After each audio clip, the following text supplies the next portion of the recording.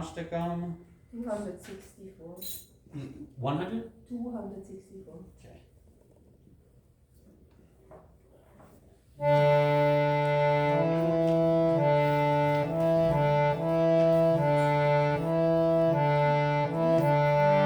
And then do you want to do call and response or do you want to lead? I can, yes. Yes, you lead, please. But we sing all together. Oh, all together? Yeah. Okay, okay. Otherwise it takes Too long, okay. Okay. Yes. 264.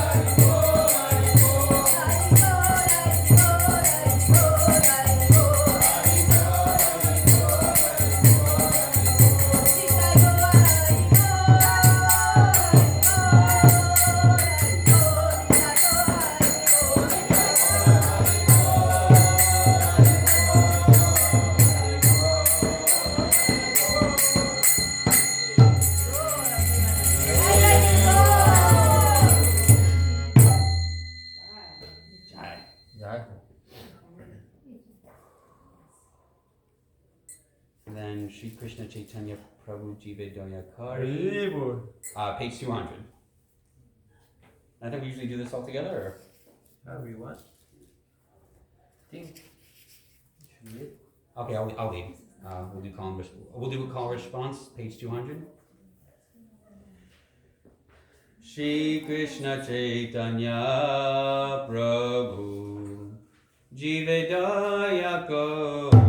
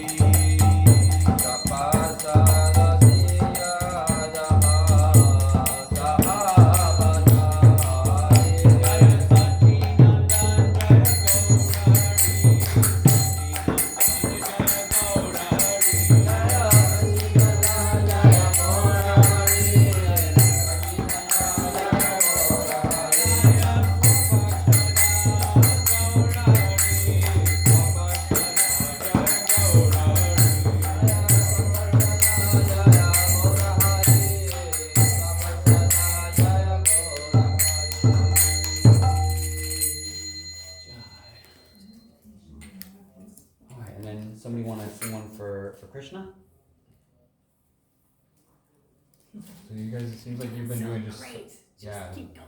It's like everything is pre-rehearsed so far. You had like the line of bhajans. Usually for the morning in a lot of mats they'll do like that more or less the same crumb. So, but then it kind of ends with Radha and Krishna, so it's a little more open-ended all of a sudden. I understand. Okay. So yes, there was a predetermined arrangement, and now all of a And sudden, at Krishna it Now it's opens free. up. yes, That's nice though. It's very beautiful that way. yes. So, So semi-preordained. Well, not anymore. So now we have to pick one for Krishna. you know more than I do. Nothing about Krishna. I know nothing. No, Jai Radha Oh ja, voor jou. Hare Krishna.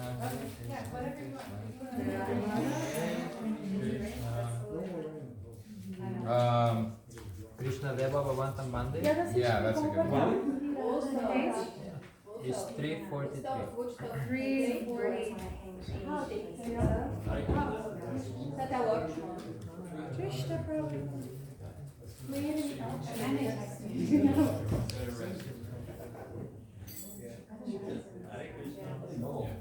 Have you come every night? No, I wasn't here yesterday. Yeah. Do you know how to read it? Yeah. I might help you say the word, but I'm here. You like, let's go. Okay. Krishna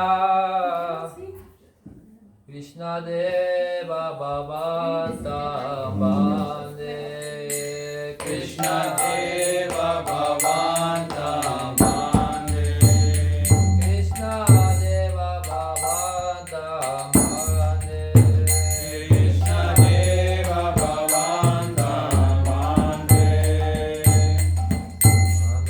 Samadhukaram Arpaya Nija Padam Pankaya Makarage Manasa Madhukaram Arpaya Nija Padam Pankaya Makarage Krishna Deva Bhavanta Bande Krishna Deva Bhavanta Bande Krishna Deva Bhavanta Bande Krishna Deva Bhavanta Bande Jaya Pesamadhishu Vidya Pipasyati Natava Nakagra Marichi Jaya Pesamadhishu Vidya Pipasyati Natava Nakagra Marichi Idamichi Mame Samatava Chuta Sadapi Kripa Vidabhichi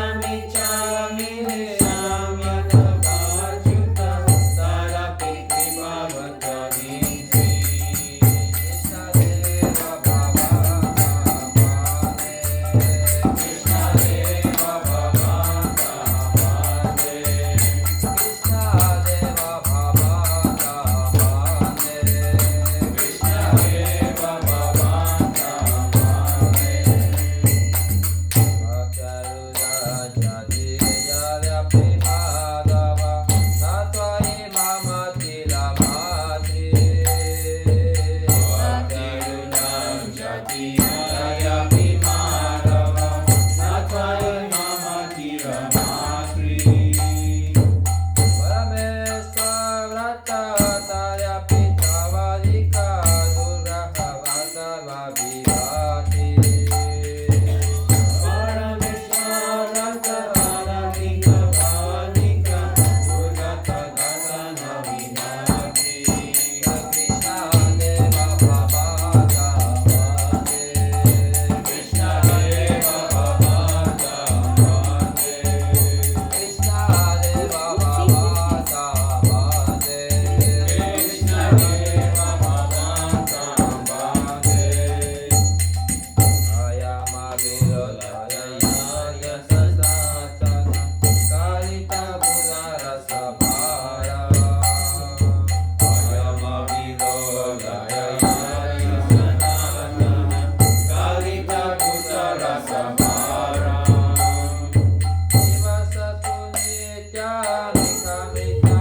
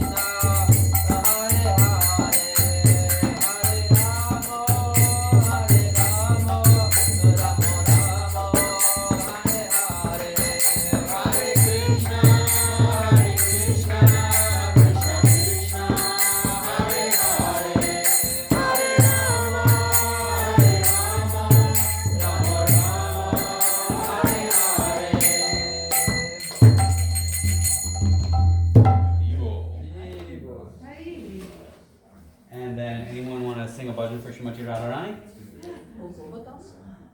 Govardhan? Do we have time? Do you know one for Govardhan?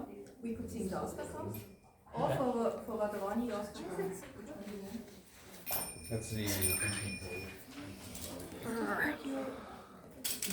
Hi, Bal Prabhu. Change the rugs. I don't know. I didn't do the rugs.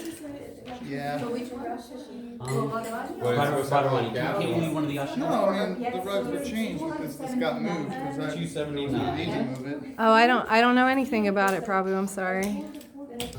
And we'll sing it all together? Because there was definitely some kind of gap before, now Oh. it's all one. Oh, I never noticed. Hare Krishna. Well, they take them up every night for prashada, for a kirtan. Yeah, exactly. So they must have put it out differently.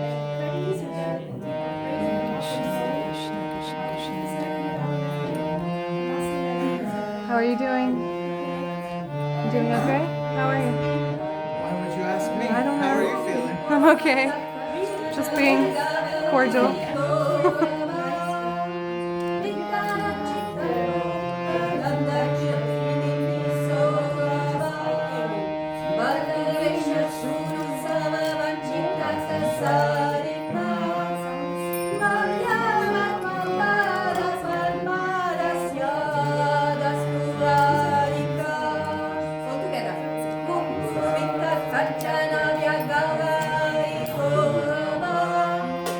Vittana citta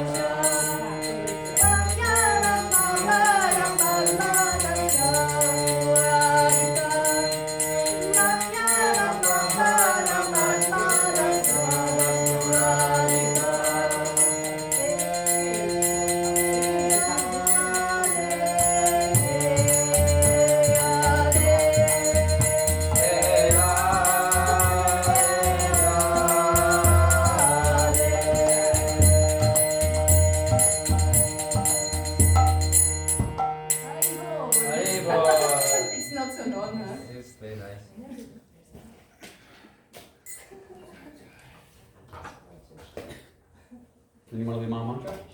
Go ahead. Hare Krishna, Krishna Krishna, Hare Hare, Hare Rama, Hare Rama, Rama Rama, Hare Hare, Hare Krishna, Hare Krishna, Krishna Hare Hare, Hare Rama, Hare Rama, Rama Rama, Hare Hare, Hare Krishna, Hare Krishna, Krishna Krishna, Hare Hare, Hare Rama, Hare Rama, Rama Rama, Hare Hare, Hare Krishna, Hare Krishna, Krishna Krishna, Hare Hare, Hare Rama, Hare Rama, Rama Rama, Hare Hare, Hare Krishna, Hare Krishna, Krishna Krishna, Hare Hare, Hare Rama, Hare Rama, Rama Rama, Hare Hare, Hare Krishna, Hare Krishna, Krishna Krishna, Hare Hare, Hare Rama, Hare Rama, Rama Rama, Hare Hare.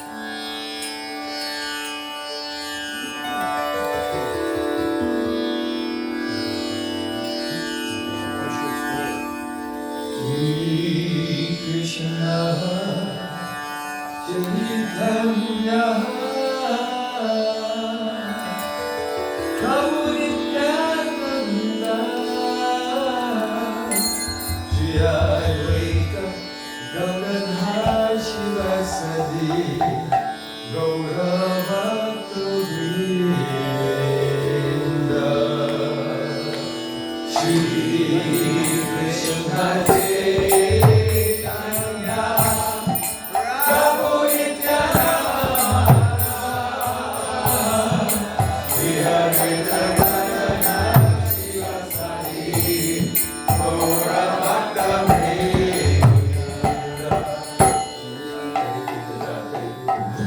Shri Krishna Chaitanya Prabhu Nityananda Shri Advaita Gadadhara Shivasadi Gaura Bhakta Vrinda Shri Krishna Chaitanya Prabhu Nityananda Shri Advaita Gadadhara Shivasadi Gaura Bhakta Vrinda Shri Krishna Chaitanya Prabhu Nityananda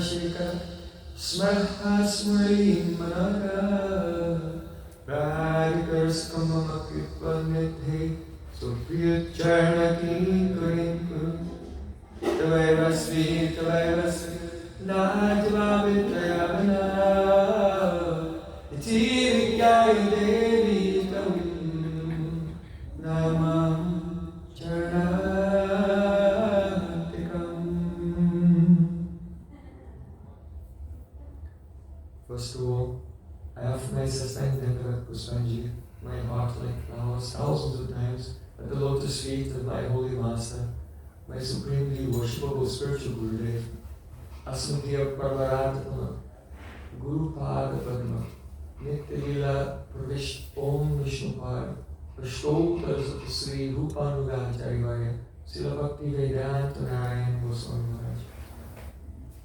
Secondly, I offer my pranam thousands of times to the lotus feet of my Param Gurudev, to Srila Prabhupada and to all of our Sri Rupanuga Gaudiya Guru Parampara.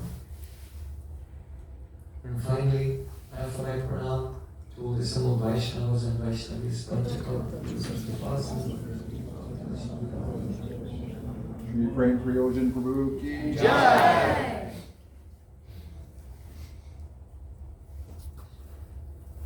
So today, by the cause of Master Sri Guru and Gauranga, we are honoring the Adivastiti of Sri Gaura Purnima. That is the festival beginning from the previous day. So it's quite appropriate to discuss the subject. What are the causes? What are the reasons for the appearance of Sri Chaitanya Mahaprabhu? First of all, the causes for Chaitanya Mahaprabhu's appearance in this world, they are divided into two categories. The internal reasons and the external reasons. So here, internal and external is not related to internal energy and external energy. Here it means the reasons for his appearance, which are for himself, and the reasons, that means internal, that means the cause is his own desire. And then the external reason, it's also his desire, but it's for others. So, the internal reasons, they are for himself, and the external reasons, they are for others. But they're also connected to his internal reason. Now, both the internal reason and the external reason, they have two parts: the primary internal reason and the secondary internal reason. And the external is also divided into two parts: primary external reason and secondary external reason. So the primary internal reason, Sri Radhaya Pranaya Mahima Kiti Shobhane Eva Swenat Bhuta Madhurima Kiti Shobhamanya Sokyam Tasya Madhurabhavata Kiti Shambheti Lobhat Tadbhavatya Samatani Sachi Garva Siddho Harindu. There were three desires that Sri Krishna did not fulfill in the Nikunja Leela of Vrindavan. Something was left over after performing his pastimes in this world. He wanted to know, what is the greatness of the prema of Radhika? It's beyond my comprehension. He wanted to know, what is the sweetness in me that only Radhika sees through her eyes, which are filled with love, because the beauty of Krishna is experienced in proportion to the degree of one's love. Kamsa Maharaj also saw Krishna, but he did not see his beauty.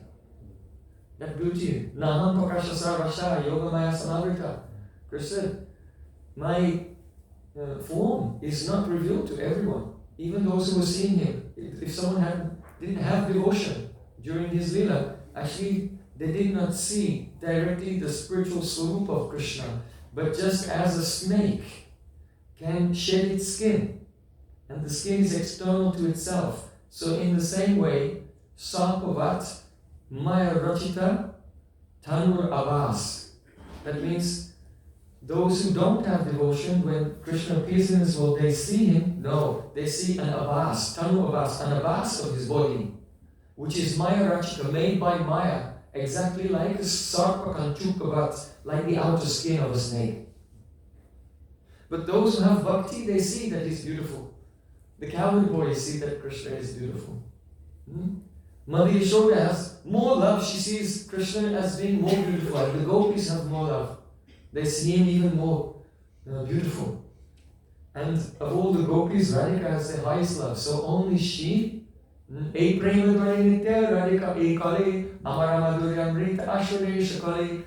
Radhika, through her praying, can taste the nectar of my sweetness fully. Even Krishna himself, because he does not have Radhika's mood. If he looks in the mirror, he cannot see the same beauty that Radhika sees. So he wanted to know, what is that? What does she see? That was his second greed. And the third one, we'll discuss this in more detail tomorrow. We're just getting outlining.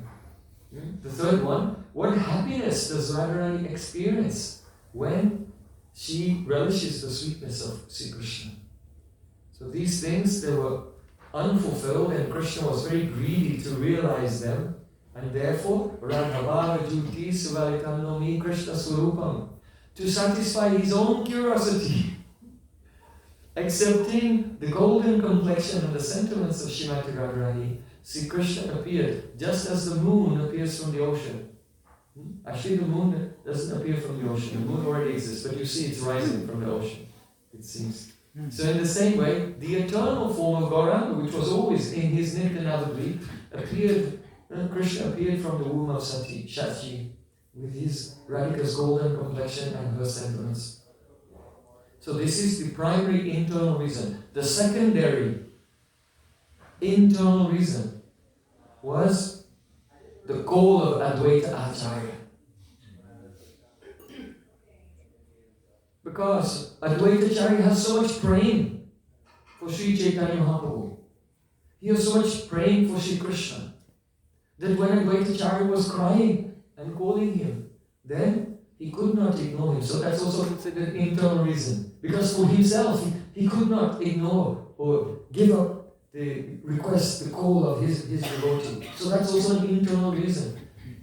Krishna feels so indebted to those who have love for him that he's uneasy if he doesn't reciprocate with them.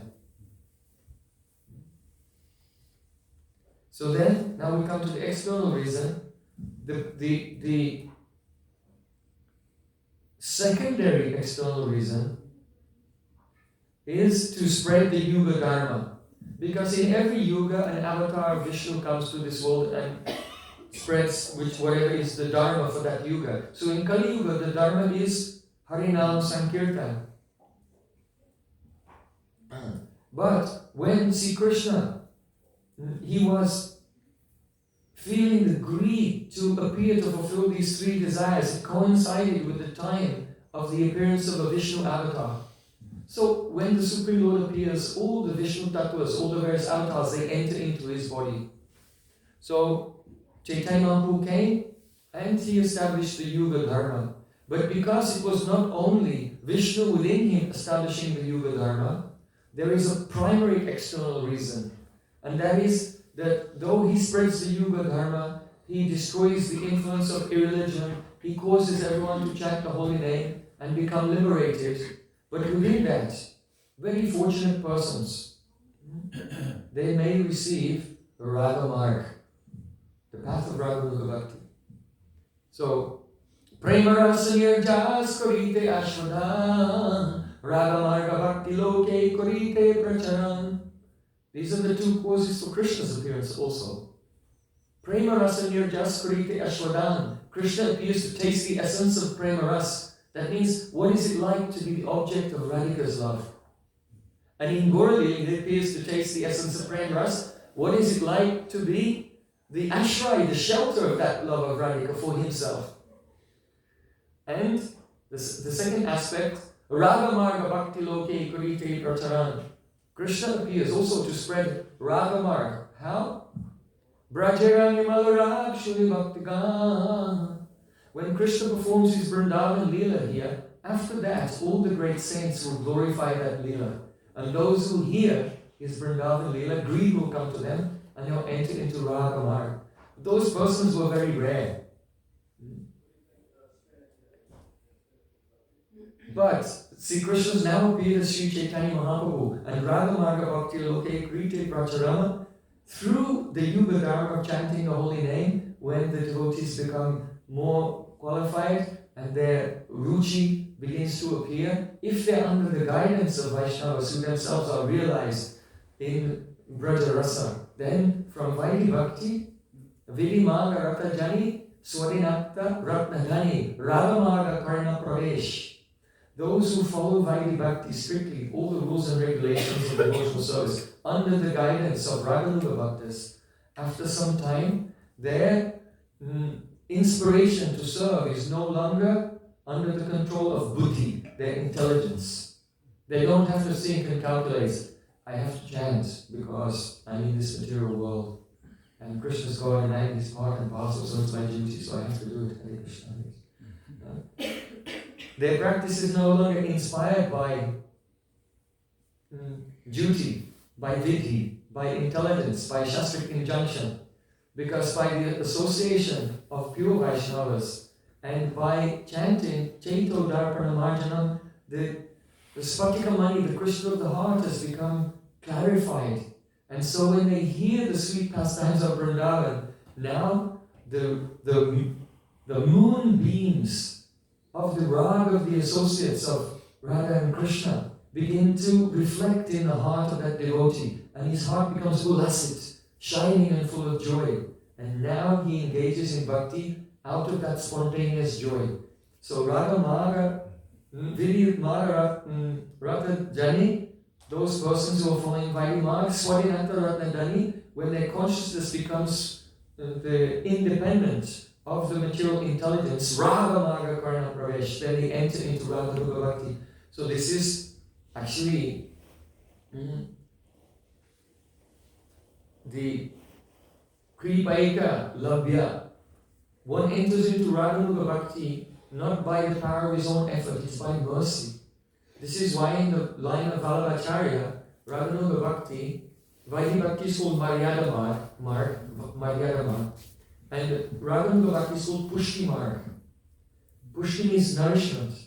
Just like a child, a baby is born, they cannot feed themselves. Their nourishment comes by the Pushti, the nourishment and the mercy of the mother. So in the same way, we cannot, but we have no qualification by ourselves to enter into Radha. But if we are nourished by the sweet Harikatha of a Brajarasic Vaishnava, and our heart has been sufficiently cleansed by chanting the holy name, then by mercy, that greed will appear, and we can enter into Radha. So, quickly we'll go through them. There are internal reasons and external reasons. The primary internal reason is primary internal reason. Yes. To understand the glory of Srimati Radharani's love, the special qualities within him that she alone relishes, and the bliss she feels when she experiences the sweetness of his love. Perfect.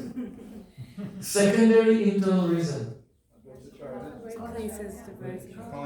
Yes. Very good. Then the secondary external reason.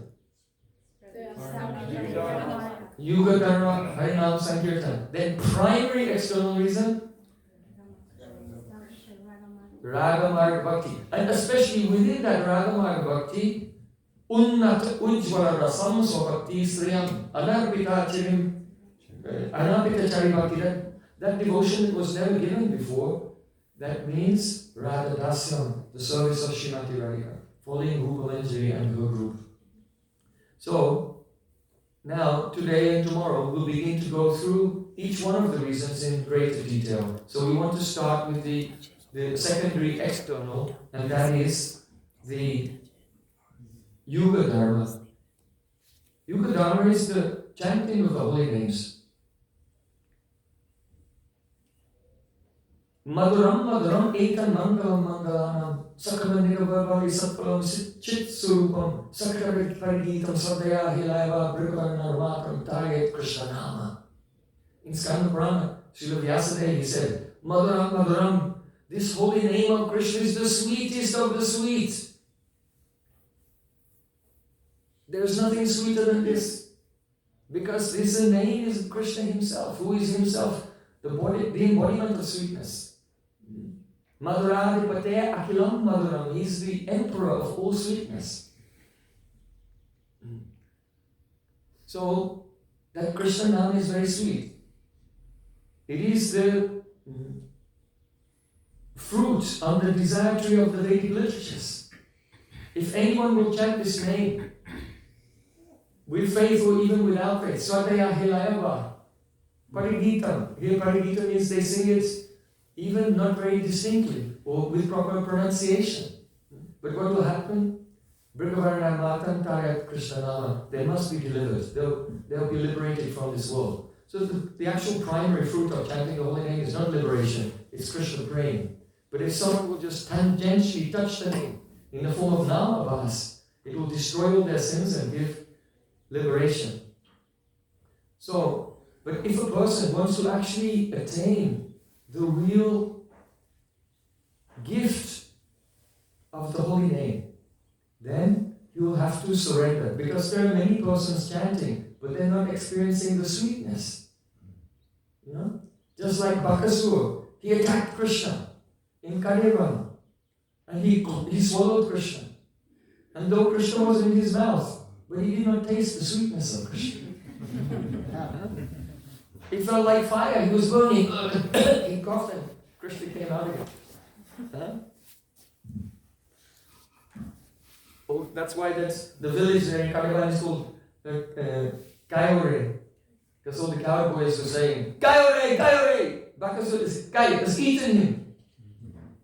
And then when he coughed, Krishna came out, and then Krishna bifurcated the beaks of Bakasura.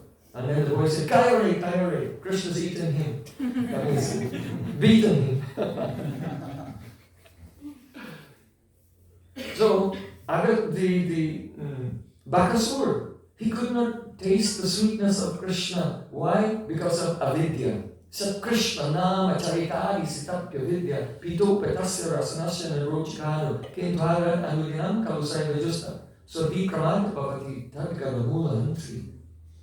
Rupa Goswami said, the main form, qualities and pastimes of Krishna are so sweet, but when a person has the jaundice of avidya, ignorance, they cannot taste that sweetness. So then what should you do? Oh, I don't like the chanting so much. No. Anyway, just as a person who has jaundice has to take the remedy, which is sugar candy, and that sugar candy tastes to him bitter. So in the same way, though it may be bitter in the beginning, it may be difficult in the beginning, but every day one should sit patiently and try to chant and hear the name of Krishna. Gradually, one will win the favor of the holy name. And the holy name will destroy one's avidya, and the degree to which the avidya is being removed, to that degree, the intense sweetness of the holy name will awaken in one's consciousness. So, bhakti, sravanam, kirtanam, smaranam, they don't begin without surrender. Surrender is the doorway to bhakti. In bhakti from the beginning, adosradha, sadhusanga, bhajana, kriya, anataniriti, nishta. This is actually not bhakti tattva but sraddha tattva. It is the development of faith, from soft faith to firm faith. And so one is surrendering, the faith becomes firm, and then ruchi. He enters in and begins to experience the actual swarup of the true divine transcendental nature of pure bhakti. That it's not a karma, it's not something which is performed by our senses. So we begin the activity from the sensory platform, but pure bhakti descends and begins to manifest upon our senses by the causeless mercy of Sri Krishna. So, surrender is the doorway to bhakti. If a person, they engage in hearing, chanting and remembering, but they're swatantra, they're independent from the guidance of Sri Guru. They're not surrendered, having the 6 symptoms of surrender in their life. Then their hearing, chanting, remembering is not bhakti. It's some type of abhas. It is like acting, like a drama. Someone playing a devotee on the stage, but not actually a devotee. So that is the prakrita bhakta. He is the devotee, but on the prakrit, materialistic level. So it's most important to deliberate. What does it mean, surrender? What does surrender mean? What does it entail? Srila Jiva Goswami Pad, he said that there are 2 types of Atmanivedan we can discuss. You know, Chaitanya Mahaprabhu, he appeared in Navadvip Mayapur, and that central island is called Antadvip, and that is the island of Atmanivedan, the island of complete self-surrender. So Atmanivedan is of 2 types. First, Deha Arpana. So Deha Arpana, Atmanivedan. Deha Arpana, that means offering the body. Offering the body to one's body and senses to the Supreme Lord. So this has been compared to Vikrita Pashu. Vikrita Pashu means a sold animal. Let's say a man owns a cow. So this cow belongs to him, and he has the right to the milk from the cow and all the products that can come from the milk. But if he goes to the marketplace and he sells that cow, Now that cow belongs to someone else, not to him anymore. And all the functions of the cow, the benefits that the cow gives, they belong to the other person. So in the same way, a person who considers I am surrendering my body completely to the Supreme Lord. Now he thinks, oh, this body no longer belongs to me, and I am not the beneficiary of any of the activities of this body. All the senses, all my time, all my energy, everything is only to please Sri Krishna, and everything belongs to him. I should not engage in any activity for which the fruit is for my personal advantage, personal material advantage. That is, of course, there's a great advantage to surrendering to Krishna for the soul. So, this is called Deha Arpana Atmanivedana, surrendering by body. Now, the other type of Atmanivedana is called Atmarpana Atmanivedana, surrendering the self. And what it means is that I am Ketragya. Ketragya means the knower of the field. And this body and mind, which are the mature energy, they're the Ketra, they're the field. So Krishna speaks about this in Bhagavad Gita. There are two things, Ketra and Ketragya. The body and mind are the field. Just like a man standing in a field can look around and see what's there. So similarly, the Atma is Ketragya, the knower of the field. And the Atma can look and see the movements of the mind and the movements of the body.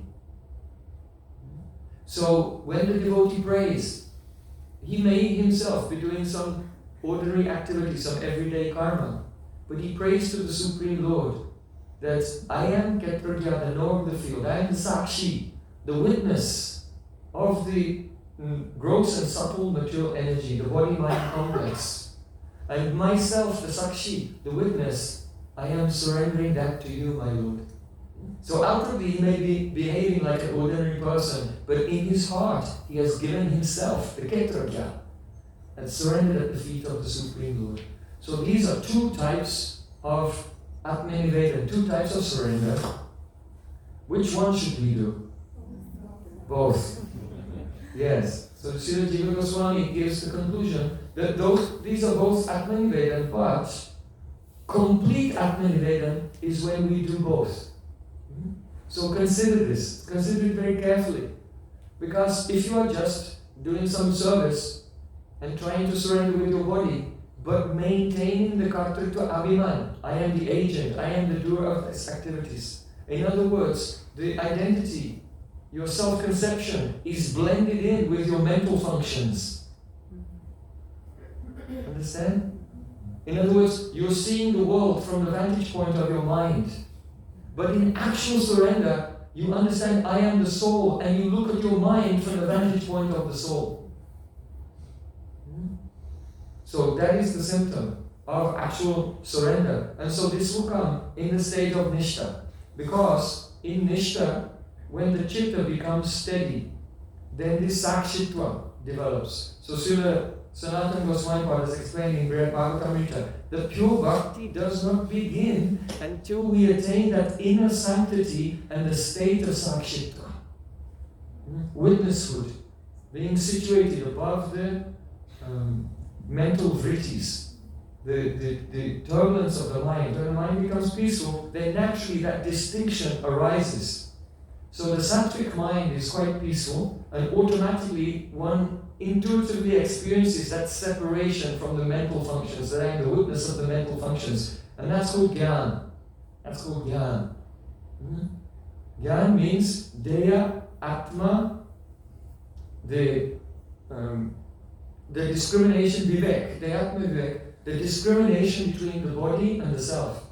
That includes the discrimination between the mind and the self as well.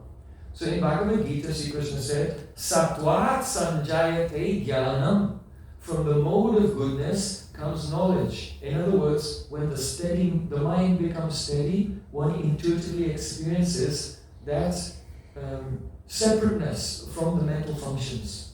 Understand? So it is said, Vasudeve Bhagavati Bhakti Yoga Prayodita Janayatyasu Vairagyam Jnanam Chayana Hoitukam. For one who renders devotional service to Vasudeva, to Sri Krishna, then automatically this jnana, and therefore also detachment from the world, because one realizes I have got this body and mind, vairagya, they appear. So this is a test. Am I actually rendering pure devotion or not? If we are engaged in pure devotion, then this jnana, this discrimination, this sakshitva, this being situated in the abhimana of the ketra jnana, the knower of the field, it should be natural. And from that point, then real bhakti begins. Before that, one's activities are all in a blur, they're mixed up with karma, jnana, yoga, and so on. So,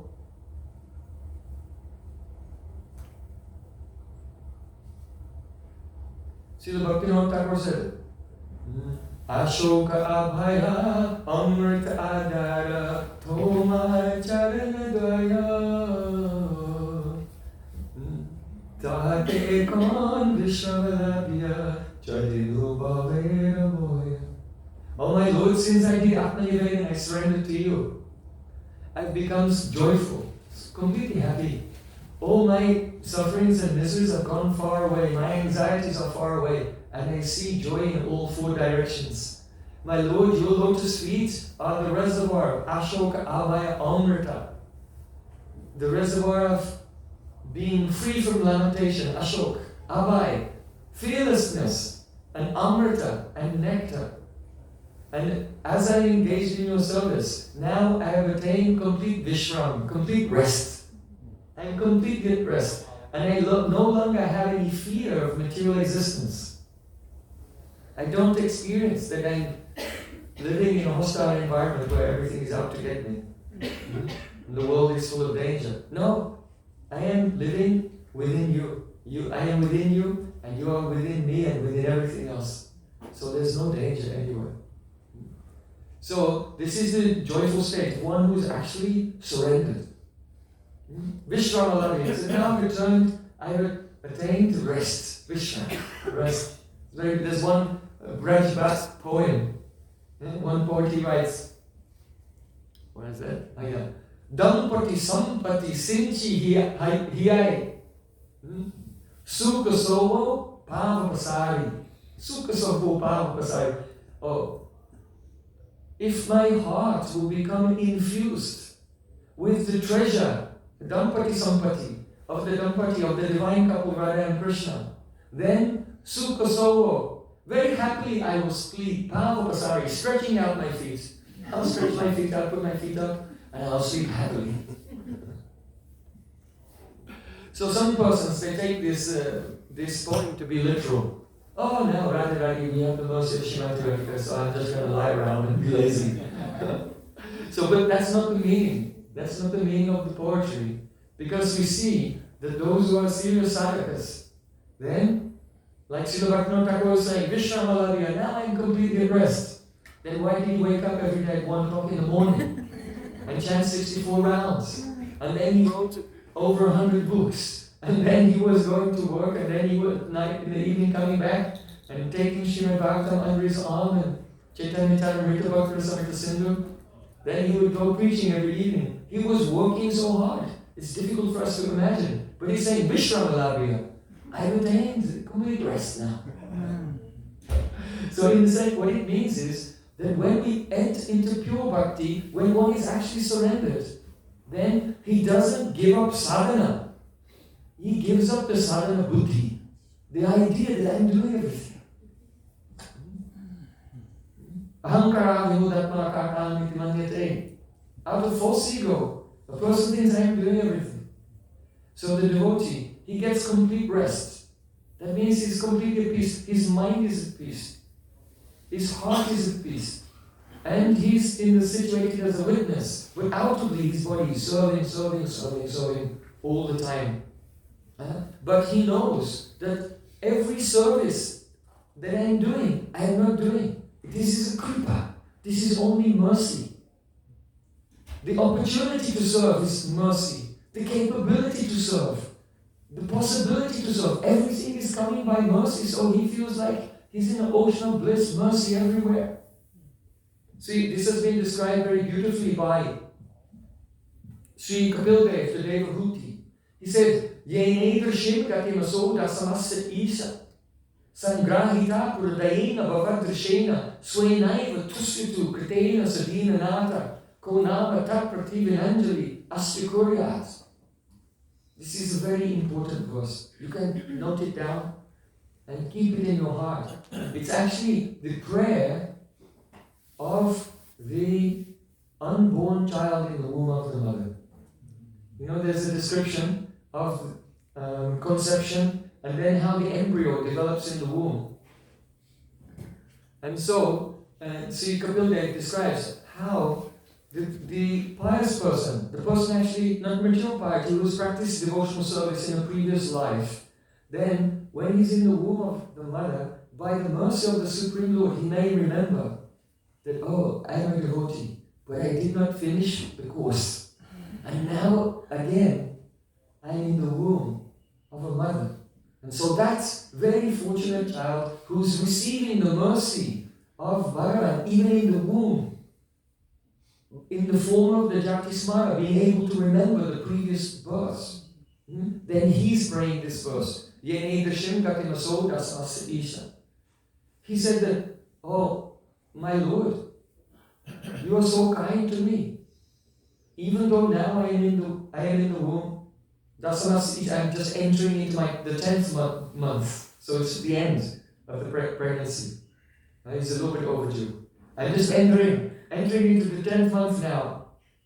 But, oh my Lord, you are so kind to me. Because usually when a soul is in the womb, they're in complete ignorance. Don't think that everyone who's in the womb remembers God and they pray, and then when they come out they forget. Srila Jiva Goswami Pad describes that when Kapil Dev is giving this description, how the child is in the womb and remembering God, and then when they're born then they forget.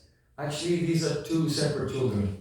The first one was a devotee who was remembering, and then the one who came out and is completely bewildered, that's not the devotee. It's another one. But he just sewed together two accounts into one narrative. So that person who in the previous life he did devotional service and he'd come up to Rati. Then when he's in the womb, the Supreme Lord gives him the memory of that. And he said, oh my Lord, I am completely helpless. So I am praying to you that you kindly be satisfied with the devotional service that you yourself make me do in the form of my Anjali. Right, Anjali? In the form of my Anjali. That means that if you go to the temple and you stand before the Supreme Lord and you fold your hands like this, you do Anjali and Vandana, to pray like this, then this is one angle of devotional service. But the child in the womb is completely helpless. They can't do anything, but the Lord is so kind that He puts you in the womb in this posture with folded hands and head bowed down. He Himself does it. And so that soul, that devotee is praying, my Lord, you yourself have put me in this position, and I pray that you will be satisfied with this devotion that I am doing, that actually you make me do. In fact, it's just everything is your mercy. So, this mood, those who are in pure bhakti, they don't only have that mood in the womb, they have that mood when they come out of the womb as well. So we should think that when we have sadhu sangha, it was Krishna's mercy. When the Harikatha is entering into our ears, it's not any credit of our own. It's all coming by Krishna's mercy. I am completely helpless. Ainanda Tanuja Kinkaram. O son of Nanda Maharaj, I am in this mature ocean of existence, I am completely helpless.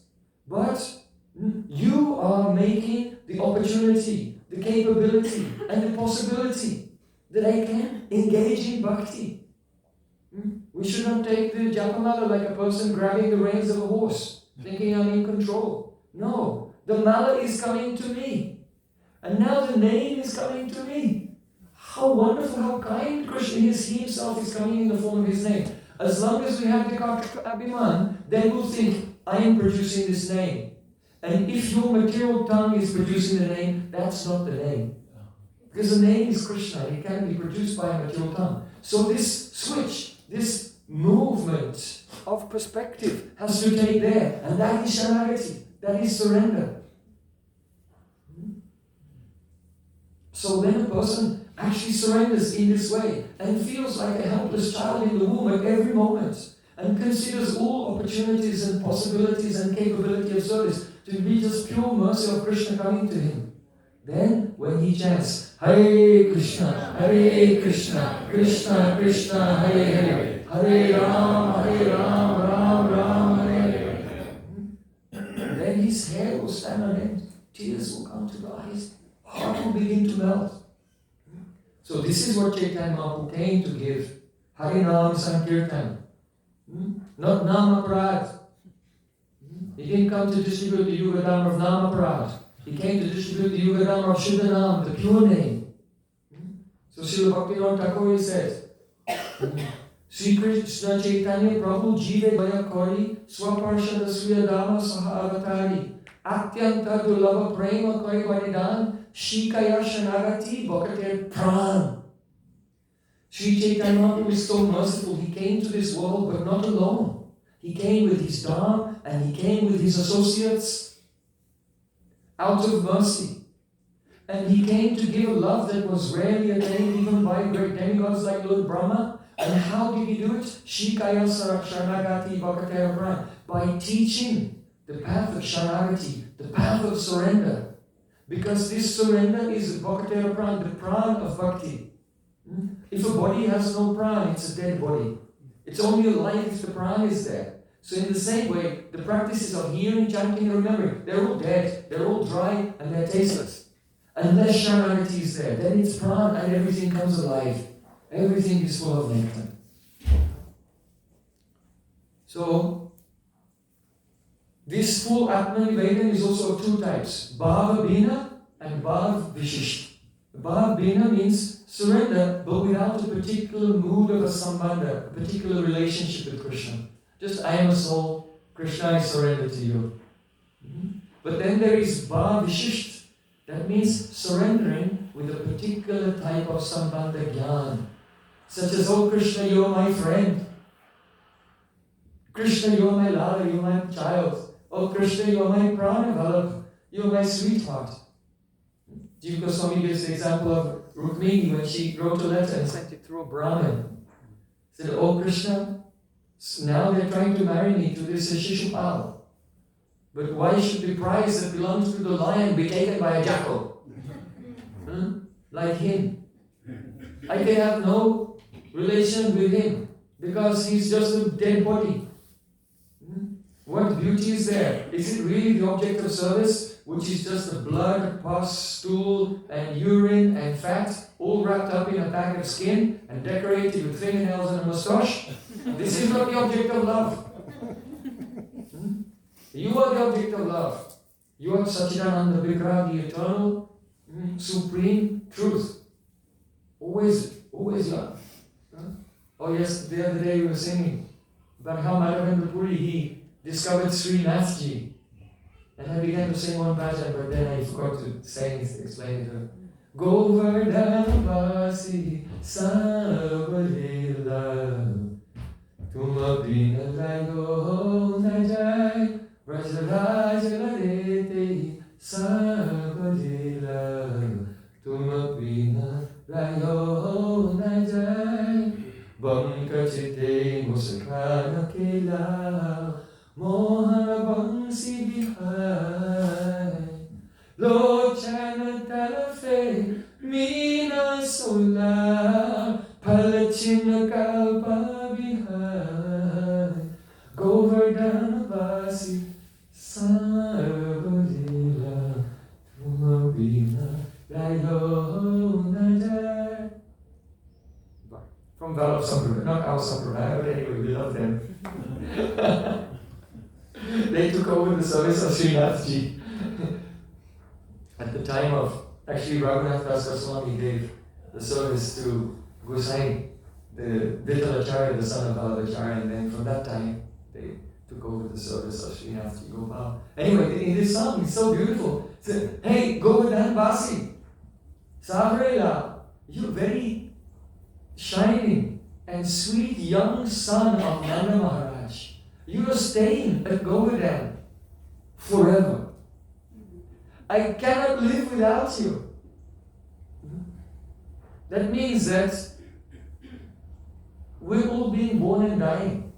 You know, since Gopal appeared there at Govardhan and was established by Madhavendra Puri, how many persons have been born and served him and then grew old and then died? And then another generation came and they also became old and they died. And again for centuries and centuries, and now we're also growing old and dying. But Savrela, that young boy, is still standing there on the top of Govardhan Hill, and he's completely fresh and young. He's still a teenager. And he's there, he's smiling, he's playing. He's glancing very lovingly. Have you seen the eyes of Srinathji? Very long. And like this. He's glancing and he's smiling. And he plays upon the flute. And when the devotees, they have his darshan, then then they become like, if you take a fish out of water, then how are they? Completely restless. They cannot live, they become desperate. They're on the verge of giving up their life, and then they give up their life. But in the same way, if someone sees for a moment the beauty of Krishna, after that, they're in a state of complete disturbance. Ha Krishna, Kamor Prananato Murari Padan. Where is Krishna, my Prananath, who plays upon the flute? Oh, son of Nanda Maharaj, where are you?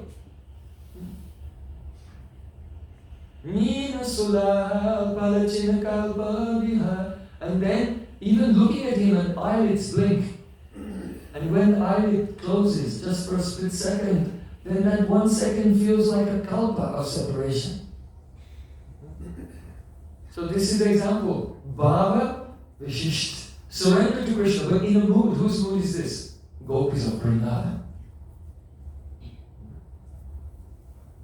So surrender can be with a mood or without a mood. Only those who are in the shelter of Brajasic Guru, when they receive Gopal Mantra, they receive Diksha.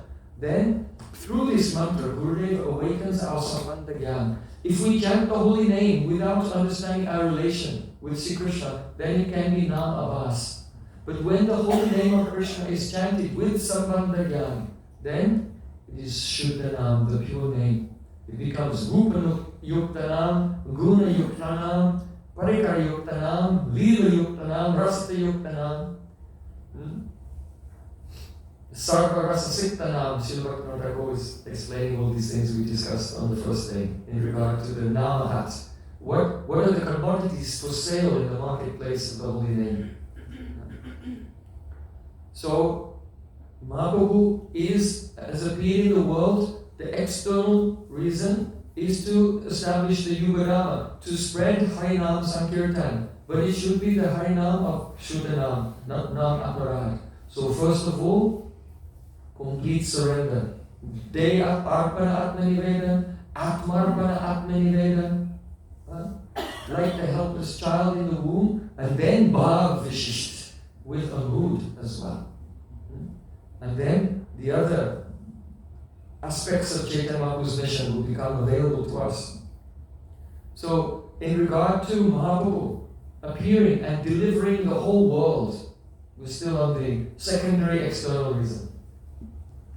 Then, there are some very beautiful pastimes. Once, Chaitanya Mahaprabhu was in Jagannath Puri,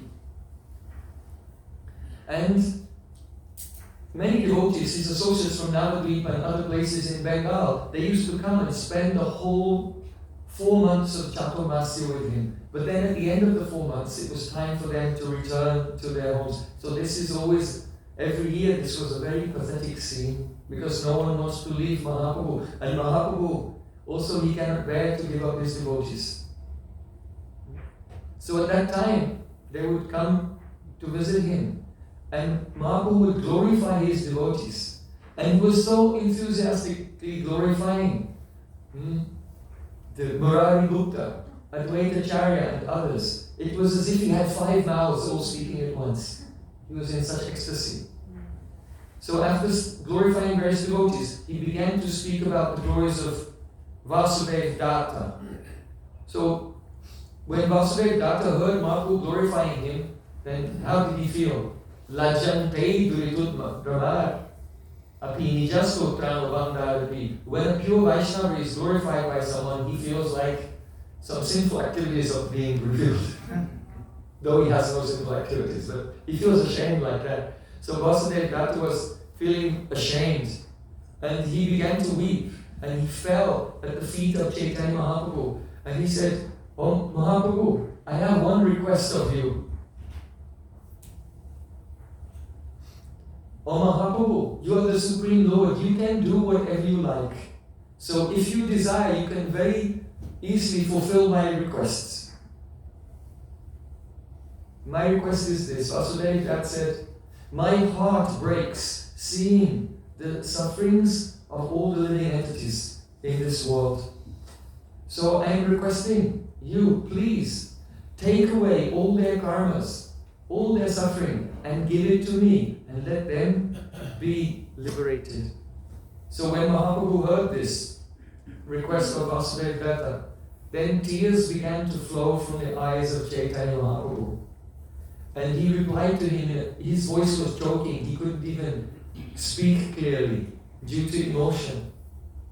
Mahaprabhu said, "Such a request is not surprising from you, because, O Vasudeva Datta, you are the incarnation of Prahlad Maharaj." Prahlad Maharaj had already also requested this. Mahaprabhu said, whatever a pure devotee wants from his master, Krishna, without any doubt, he fulfills that.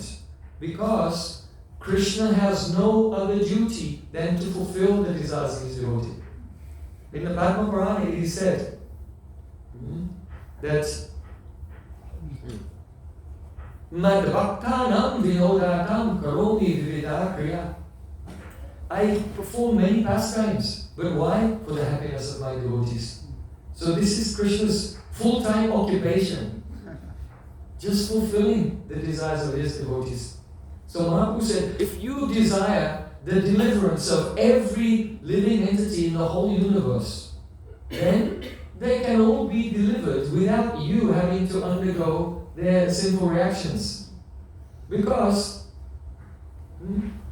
see, Krishna, you are his devotee. He will not allow you to suffer, but he has all potencies, and whatever you want, he'll make it come true. So then, the AC just came on.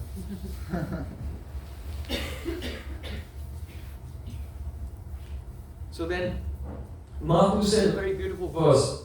Tumi yara hita vansha, say hola Vaishnav, Vaishnavera Papa Krishna Duri Kari Sab. Tumi yara hita vansha, that means whomever's benefit you desire. Hit means kalyan, auspiciousness and benefit.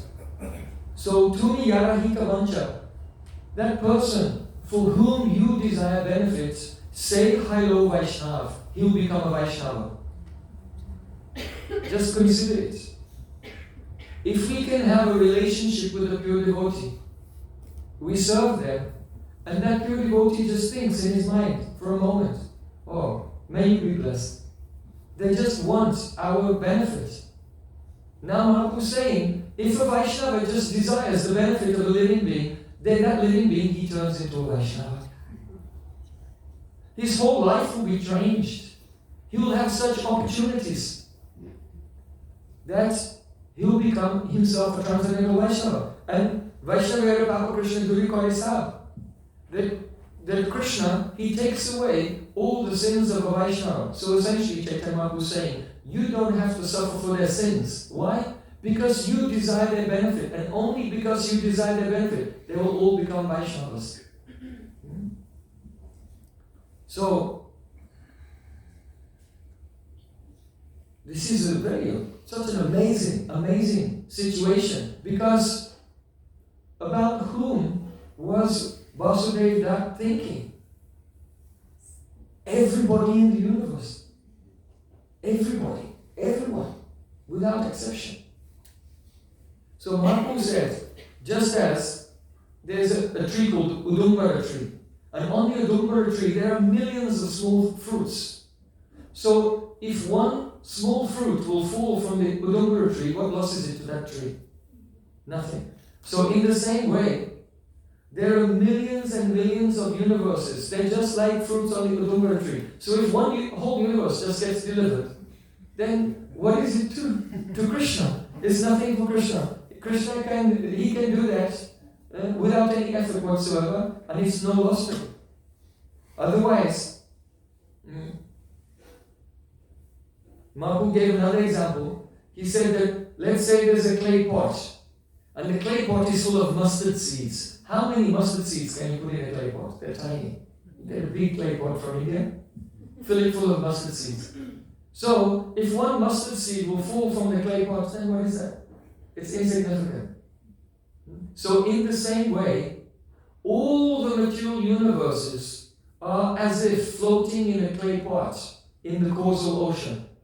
Just like mustard seeds in a clay pot could float in the ocean, in the same way, all the material universes are just floating in one portion of the causal ocean.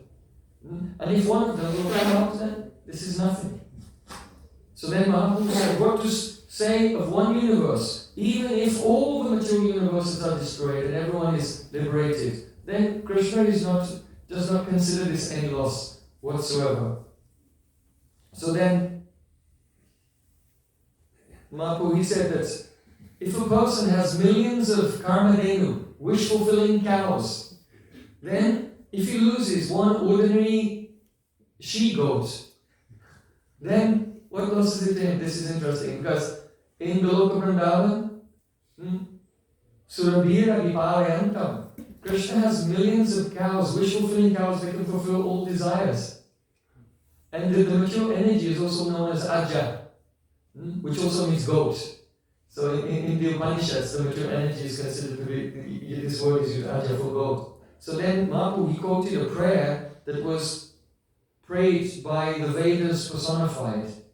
When Lord Narayan, the Mool's Mahasankarshan, from whom the Kainakakasha Vishnu comes, when he's resting, the Vedas personified pray to him and say engage in creation, and then he manifests the creation of the world.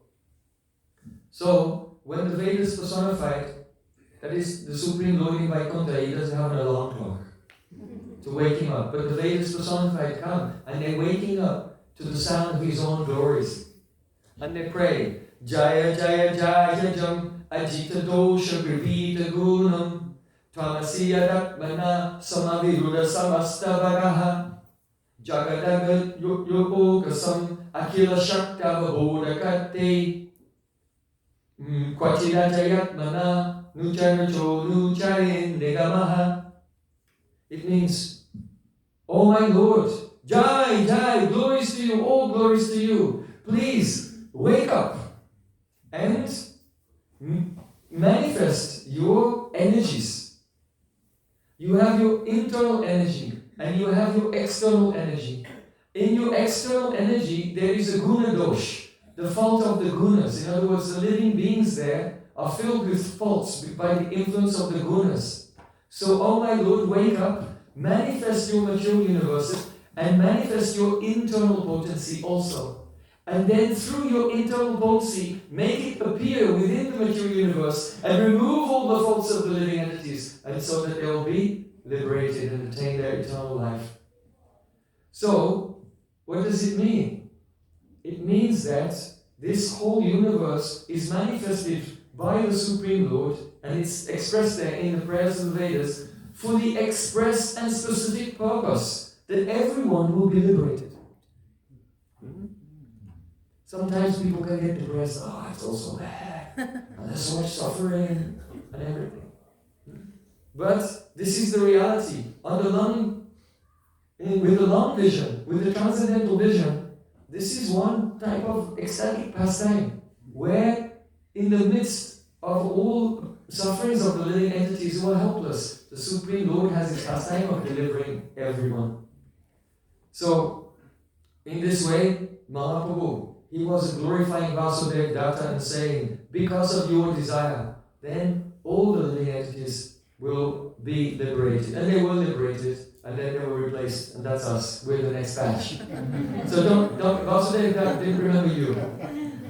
You think, oh, everything's okay because... no, that batch is gone. We're the new batch. But don't worry, there's a plan for everyone. So there's another very beautiful pastime about how by the appearance of Mahaprabhu and the spreading of the Yuga Gaura of Harinam Sankirtan, everyone is delivered. So one day, it was towards the end of his pastimes in this world, Chaitanya Mahaprabhu, he used to go and meet with Sri Haridas Thakur at Siddhabakul. Haridas Thakur, he could not go, he was from a Muslim family, so he was not allowed to go and have the darshan of Lord Jagannath in the Jagannath temple. But Lord Jagannath himself, in the form of Chaitanya Mahaprabhu, used to go and see him every day. So one day, Mahaprabhu came to Sri Haridas Thakur. He said, "Oh Thakur Haridas, in this age of Kali, most of the people are completely bereft of Vedic Dharma.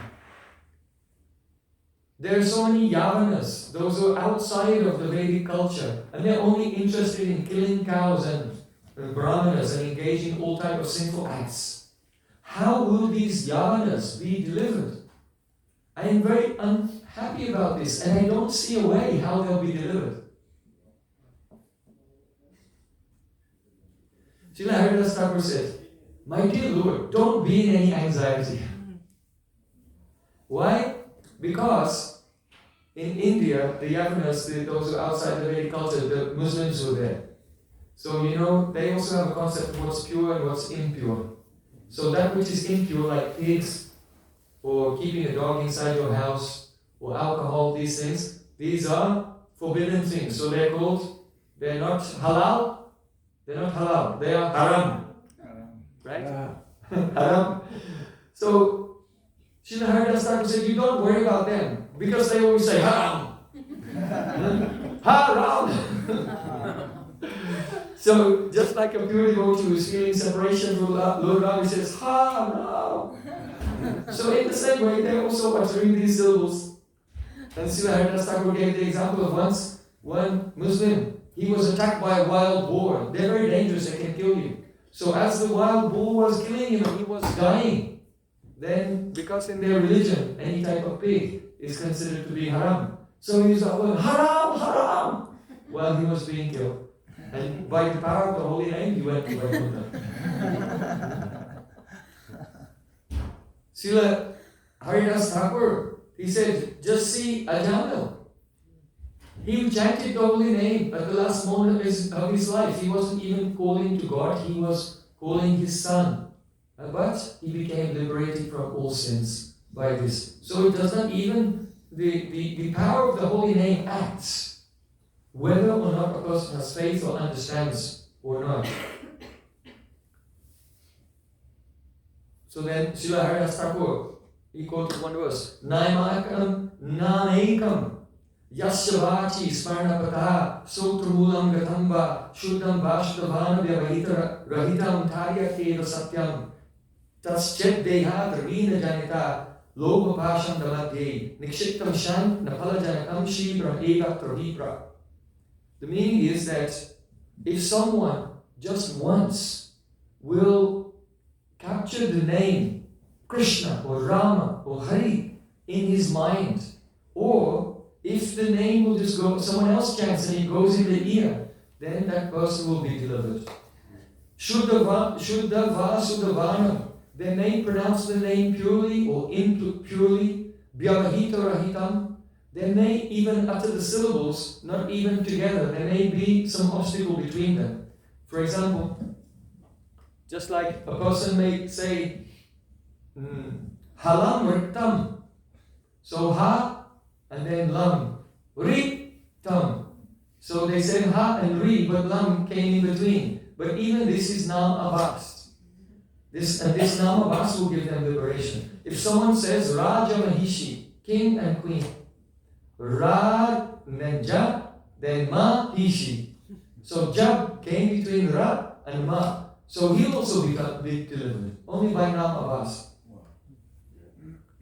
So, and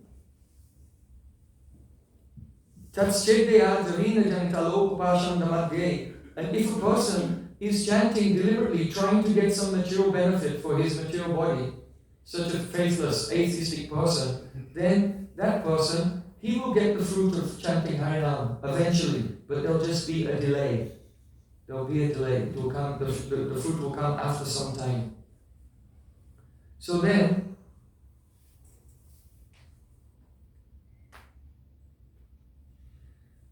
Chaitanya Mahaprabhu, hearing this, he became very happy. He thought, yes, that's so nice.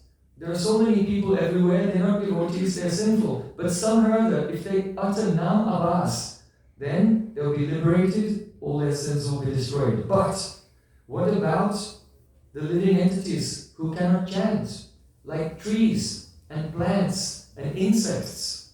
They cannot chant the holy names. How will they be delivered from bondage? So then Srila Haridas Thakur said, oh, I have heard from your servant, Balabhadra Bhattacharya, that when you were going through the forest of Jharkhanda, at that time, you made even lions chant. Even snakes were chanting. Tigers were chanting. Deer were chanting. And not only that, but when you said, Hari! Then there was an echo. Hari, Hari, Hari. But it was not an echo. By your mercy, this was actually the kirtan of the trees. So even the non-moving living entities, by your mercy, in the form of echo, that's taken as the chanting. So you have delivered everyone.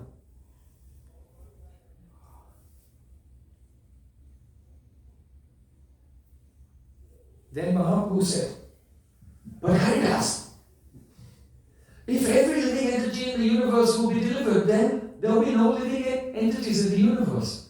Then what will happen? So then Haridas said, oh my Lord, as long as you are situated in this universe, you will deliver everyone. And then, afterwards, the universe will fill up again with the Shukshma Jivas. Those Jivas, because when the universes are manifest, not all the universes are manifest. Some portion of Prakriti is manifest, and some portion of Prakriti is not manifest. And there are Jivas there. So when a universe is delivered, then an aspect which has not been manifest, then it becomes manifest. So those are Shukshma Jivas. So they become activated, and the entire universe again becomes full of living entities, and everything goes on. Srila Haridas Thakur gave an example. He said that when Lord Ramachandra came to this world, when he disappeared, he took all the inhabitants of Ayodhya with him. But then, Ayodhya became filled with living entities again. So in the same way, when Krishna comes to this universe, he delivers everyone, and then the universe becomes filled again. So then Srila Haridas Thakur quoted a very beautiful verse. And this verse is spoken by Shukadeva Goswami. It's actually from the Rasa Leela. In the Rasa Leela, because Shukadeva Goswami is describing how some gopis they were held back by their family members. They couldn't go to the Rasa Leela. But then they were sadhaks, and they had some material portion to their body, but by their intense separation, that material portion was burnt away, and in a spiritual body they ran and they met with Sri Krishna. So Shukadeva Goswami said, oh, don't be amazed by this. Why? Na chaivam vishmaya karyo bhavata bhagavatyaje. Na vishmaya. Don't be astonished by Bhagavat Tyajay, the Supreme Lord who is eternal and unborn. Why? Yogeshwara Shware Krishna Yatha Etad Vimuchyate. Krishna is Yogeshwara Ishwara. There are mystic yogis.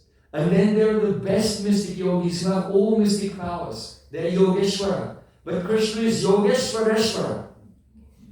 So Yogeshwareshware Krishna, that Krishna who is the master of all those who are the masters of mystic power and magic, all types of magic. Then Yata Etad Vimuchyate, he delivers everyone. So from this verse of Rasalila, it's understood also when Krishna came to this world and then he left, he emptied out the entire universe and then became filled again. Then Mahaprabhu came, he emptied out the entire universe and became filled again. And like this, in every day of Lord Brahma, these pastimes are going on. So Srila Haridas Thakur said, my Lord, by descending in Navadvip Dham, just like Krishna, who delivered the whole universe, you have already delivered all the living entities. So my conclusion is this, that someone may say, I understand the glories of Chaitanya Mahaprabhu, let them speak. As far as I am concerned, I don't know anything. This is my conclusion. So it's quite appropriate that Srila Haridas Thakur said this. Why? Because he's the incarnation of Lord Brahma. And when Lord Brahma prayed to Sri Krishna after becoming bewildered by his pastimes of manifesting as all the cows and calves, the Brahma Vimohan Lila, then at that time, Lord Brahma prayed to Sri Krishna, Jananta eva janantu kim bahupcha name prabhu manaso vapaso vacho vaibhavam tava gochara.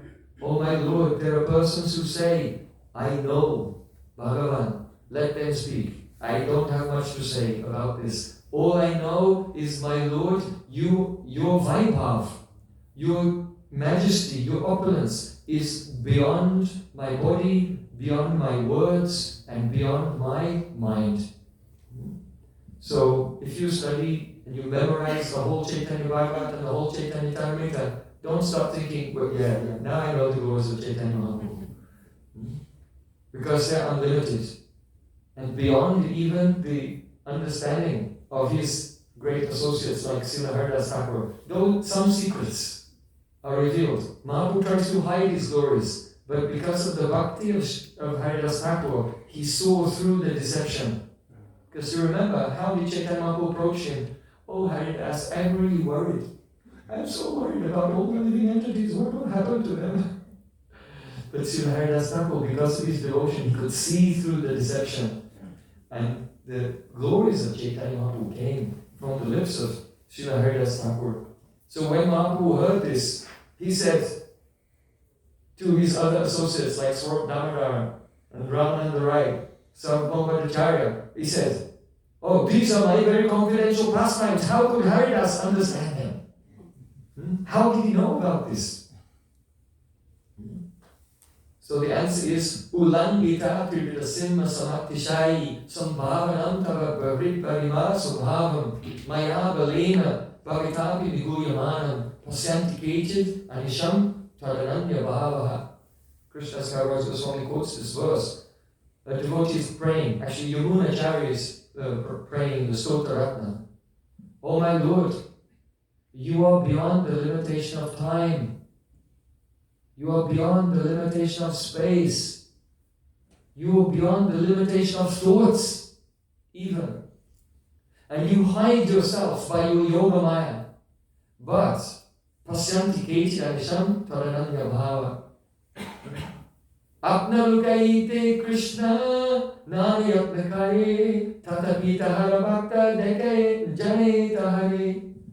The meaning is, even though Krishna, he makes so many efforts to hide himself, but still his devotees who have love for him, they find him and they discover his secrets. So here also Yamunacharya is saying that though you try to hide yourself by your mystic potency, but your devotees, because they have ananya bhav, they see you, they find you, and they discover your secrets also, whatever you try to hide from them. So this is very beautiful news Boro sukir kaburgai, boro sukir kaburgai. Surabi kundeti nama, hat koleche kodnitai. Chaitanya Mahaprabhu has appeared in his Prakash form, Nityananda Prabhu, and he's opened the marketplace of the holy name.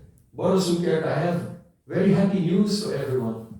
And why is that? Because actually there's a term for this in Greek, in theological term, apokatastasis.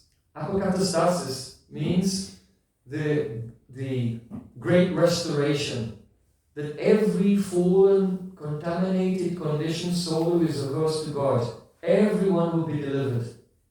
Actually, in the early days of Christianity, some monks, they had this philosophy, apokatastasis, but it was turned into a blasphemy, an aposidante. It was rejected because they had such an idea that, one day everyone will get the mercy of the Supreme Lord. Even Satan himself, he's not beyond redemption. He can also surrender and get the mercy. But it was made an anathema. It was anathemized. But actually, this apokatastasis, this good news of the great restoration, the complete redemption of every living entity. This is our Gaudiya Siddhanta. But when will it happen? It may happen later, it may happen sooner. And so for us now, Mahaprabhu's pastimes have gone on, it can happen. It may happen after a long time for us. But better to happen sooner. So the sooner we surrender and take shelter of the holy name, we can receive the gift of Chaitanya Mahaprabhu, which is not only deliverance, but the praying that was never given at any time before. So, in this way, we have discussed the external secondary reason. And in the evening, we'll discuss the secondary internal reason, and maybe we'll go on to the next one within tonight and the next day.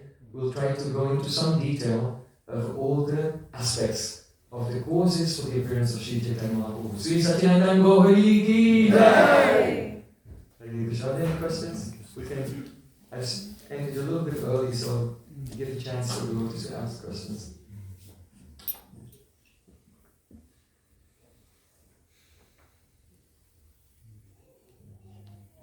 Yes.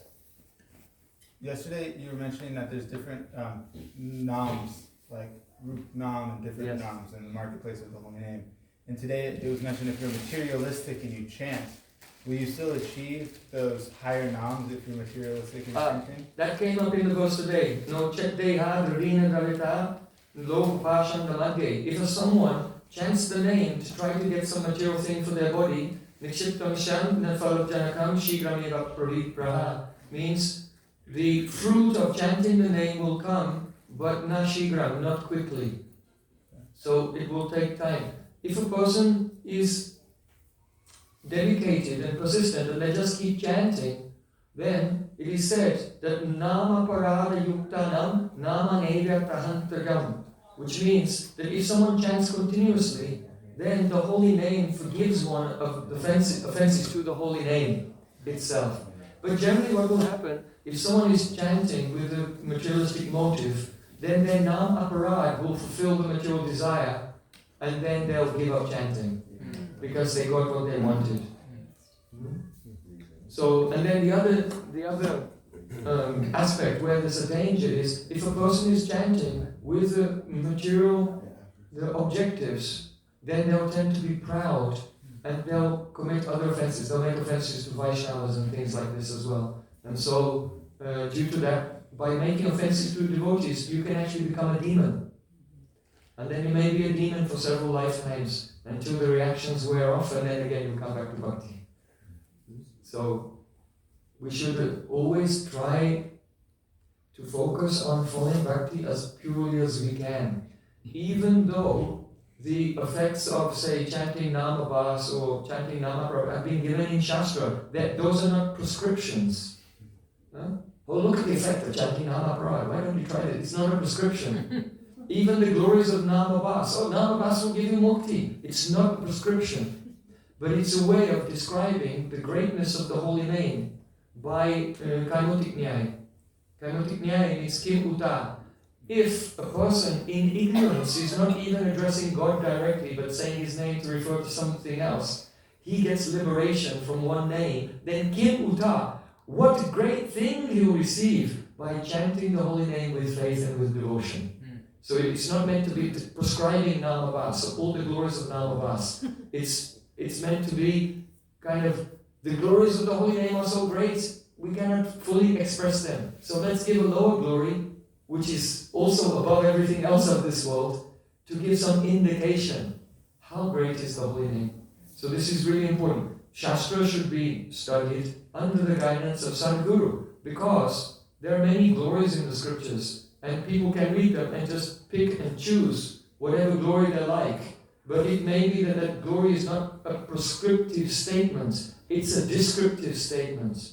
And it has a purpose, another purpose as well. So just as a person, they should not go to the pharmacy and just help themselves to the medicines there.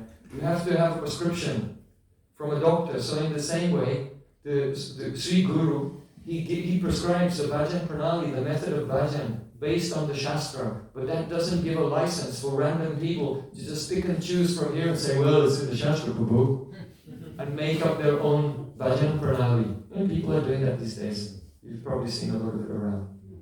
Yeah. Okay. Yes, any other questions? Yes, Narasimha Prabhu. What if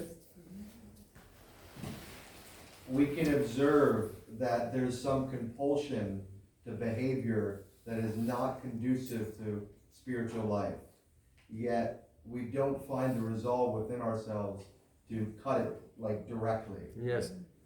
What course of action is best so that we don't become despondent in the sinking into that compulsion?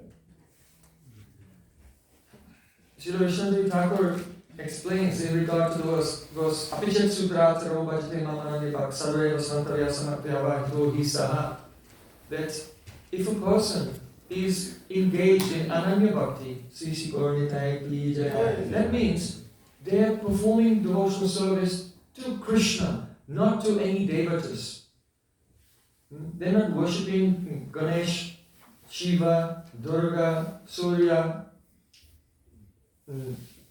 or any planet like Saturn, Shani Dev, and so on. So they're not worshipping devatas to get some karmic result, but they're just worshipping Krishna, the Supreme Lord. Then that person, he may have some weakness, and he may be overpowered by that weakness again and again and again. So, should we consider that person a sadhu? Krishna said, sadhu reva samantavya. As long as he never gives up the ananya bhakti, one-pointed devotion to his Ishtadev Krishna, then one should consider him a sadhu. Even if his bad habit follows him to the end of his life. But that person will have a characteristic, and that characteristic is that they constantly criticize themselves.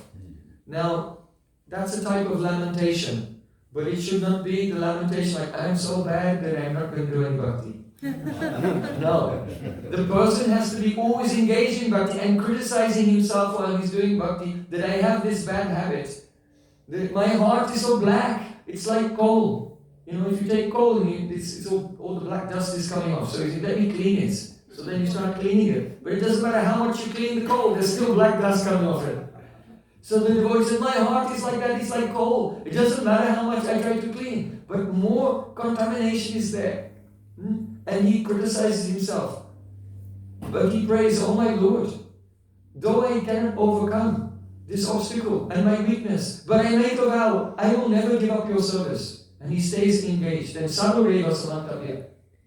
And for that person, then Chipram bhavati dhamatma shashak shanti nigachati kontya pratijanahi nami bhakta pranashati. Krishna said that person, he quickly becomes righteous and he attains everlasting peace.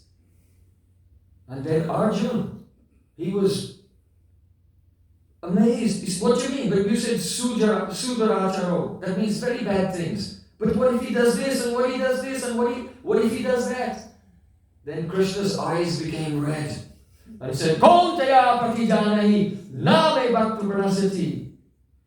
That means Kontaya means Krishna's not saying, my devotee is never lost, my devotee is never vanquished. Krishna's saying, Arjun, you take mridanga and cartels and go in the middle of the marketplace in Gainesville and beat the drums and loudly proclaim, Name Bhakta Parashati, Krishna's devotee is never vanquished. You say it. Krishna's saying that because, Krishna, he says so many things and then it turns out to be not true. He said, I will not take up a weapon on the battlefield of Kurukshetra. But what happened? When Bhishma was attacking Arjun, to save his devotee, he broke his own word to keep the word of the Bhishma true. So Krishna can break his own word to keep the word of his devotee true. So Krishna never said, I declare it boldly, my devotee is never vanquished, because someone may say, Krishna, some excuse comes now and then.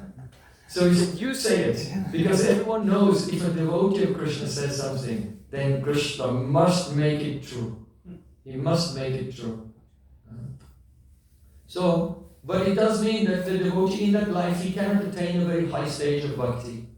But by criticizing himself again and again, and being humble, and staying on the path of bhakti, then at the end of that life, that obstacle may be removed, and then in the next life he can go on without that obstacle. So as far as possible, we should try to fall at the feet of pure Vaishnavas and confess, to express our weaknesses, and simply by the confession, also it can go away. My Gurudev gave an example that when he first came to the Math, he used to sleep sometimes in Harikatha. So he went to Srila Bhakti Pragyan Keshe Maharaj and said, I don't know why, but sometimes I feel drowsy and I sleep in Harikatha. And Srila Bhakti Pragyan Keshe Maharaj said, because you have admitted your faults, you have confessed your fault to me, you will not be touched by this ever again. And then from that day, he was completely wild. In every Harikatha, completely absorbed with no tiredness at all, for whole life. So like this, we should not hide our faults, we should not hide our weaknesses. It's like if someone has cancer, but they don't go to a doctor, they're trying to hide it. What will happen? It will just spread and they'll be ruined. So in the same way, if we have any difficulty, any problem, then we should not hide it in a simple way. We should come to Gurudev and Vaishnavas and open our heart, and they can, by their mercy, can remove it. And then we can attain some high level of realization. Gaura Premanande, Hare Bo. Hare Krishna.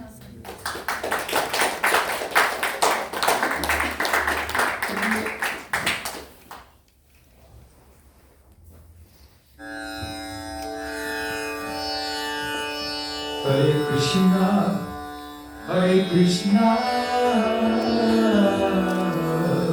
Krishna Krishna, Hare Hare, Hare Rama, Hare Rama,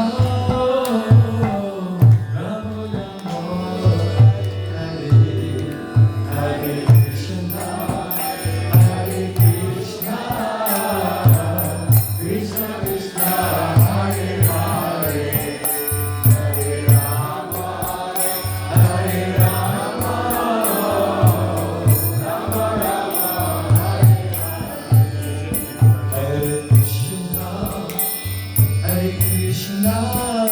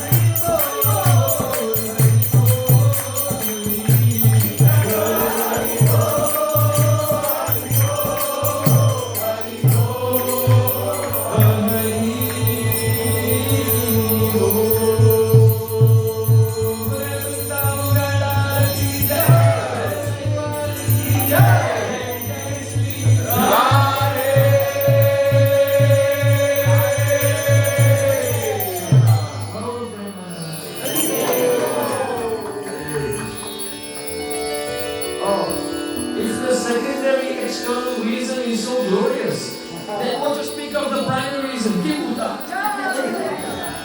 What to speak of the secondary internal reason? Kimuta. What to speak of the primary internal reason? Kimuta.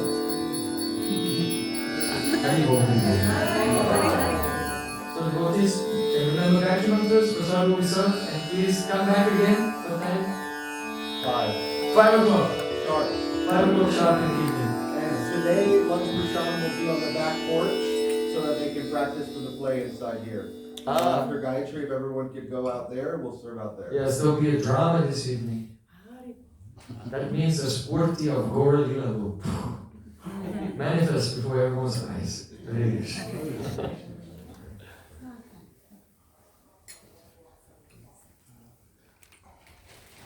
Hare Krishna. Hare Krishna.